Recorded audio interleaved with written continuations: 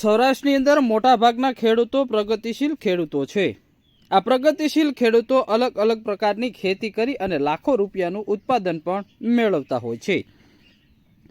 અમરેલીના મોટાભાગના ખેડૂતો બાગાયતી ખેતી કરીને લાખો રૂપિયાની આવક મેળવે છે, તો જેની સાથે અનેક ખેડૂતો પરંપરાગત ખેતી કરે છે અને લાખો રૂપિયાની આવક મેળવે છે। પરંપરાગત ખેતીની અંદર પણ હાલ હાઇબ્રિડ બિયારણ વાપરી અને વધુ ઉત્પાદન મેળવી રહ્યા છે। શું તમારું નામ, ગામ કયું અને કઈ રીતે તમે આખી ખેતી કરો છો, વાત કરો ને। મારું નામ સુરેશભાઈ બાવચંદભાઈ નાથાણી, ગામ જળજીવડી, તાલુકો ધારી, જિલ્લો અમરેલી।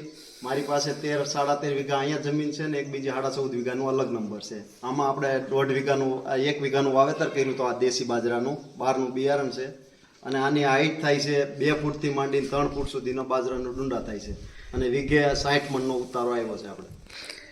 સુરેશ, બીજું અમે સિંગનું વાવેતર કરીએ છીએ, 20 નંબર છે, ત્યાર પછી 28 નંબર છે, અત્યારે વરવીન વવાઈ ગઈ છે મારે ઓલરેડી। શું બાગાયત પણ છે।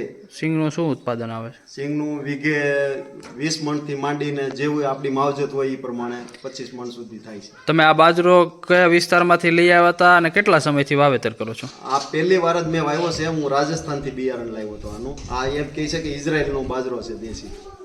આની અંદર દાણા કેવા હોય છે અને આનો વેચાણ ભાવ શું હોય છે? આનો વેચાણ અંદાજે આમ રનિંગમાં વેચીએ તો 1000 રૂપિયા સુધીનો આપણને વળતર મળે અને બિયારણ માટે તો ભાવ આનો કઈ નક્કી ન હોય, આપણે જે પાડીએ એ રીતે હાલે છે પોતે। કેટલા સમયથી તમે બાજરો વાવેતર? મેં આ પહેલી વાર જ વાવેલો છે। ગયા મહિનાની 2જી તારીખે વાવ્યો હતો અને 5મા મહિનાની 13 તારીખે આનું આપણે ઉત્પાદન લઈ લીધેલું છે અને 27 તારીખે 25 તારીખે આપણે આનું અલગ રાખેલું છે।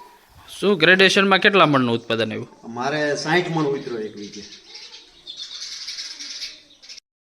ખેડૂતે રાજસ્થાનથી બાજરાનું બિયારણ મંગાવ્યું હતું અને એ બાજરાનું સારું એવું ઉત્પાદન મેળવ્યું છે। આ બાજરીની 12 થી 13 ફૂટ સુધી દાંડરની લંબાઈ થતી હોય છે, જ્યારે 2 થી 3 ફૂટ સુધીના ડુંડા થતા હોય છે અને આ ડુંડા થકી વધુ ઉત્પાદન મેળવી રહ્યા છે।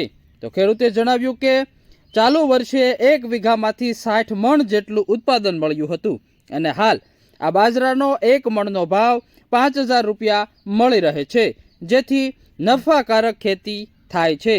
સૌરાષ્ટ્રમાં બાજરાની ખૂબ જ માંગ હોય છે અને હાલ આ બાજરો મોટાભાગના ખેડૂતો બિયારણ તરીકે મેળવી રહ્યા છે, જેથી લાખો રૂપિયાની આવક થાય છે।